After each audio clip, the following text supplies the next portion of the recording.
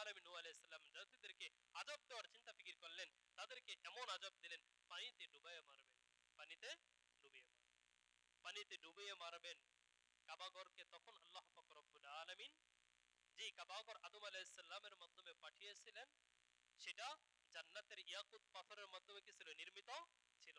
আল্লাহ তাআলা ফেরেশতাদের মাধ্যমে সেই কাবাগরকে চতুর্থ আসমানে উঠিয়ে নিয়ে গেলেন। সুবহান, চতুর্থ আসমানে উঠিয়ে নিয়ে গেলেন। আল্লাহ তাআলা চতুর্থ আসমানে এই ইয়াকুত পাথরে নির্মিত কাবাগরকে চতুর্থ আসমানে নিয়ে গেলেন এবং সমগ্র পৃথিবীকে আল্লাহ পাক রব্বুল আলামিন বন্যার মাধ্যমে, পানির মাধ্যমে তলিয়ে দিলেন।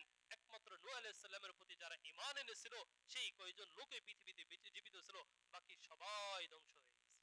সবাই কি হয়ে গেছে ভাই? ধ্বংস হয়ে গেছে। আল্লাহ তাআলা ধ্বংস করার জন্য তেমন কিছু লাগে ভাই? না। রব যদি ইচ্ছা করেন সব সম্ভব। ওয়াইদা আরাদা শাইআন কুন ফায়াকুন। রব যখন কোনো জিনিসের ইচ্ছা করে সেটাকে বলেন কুন, তুমি হও, ফায়াকুন, সাথে সাথে হয়ে যায়, সাথে সাথে হয়ে যায়।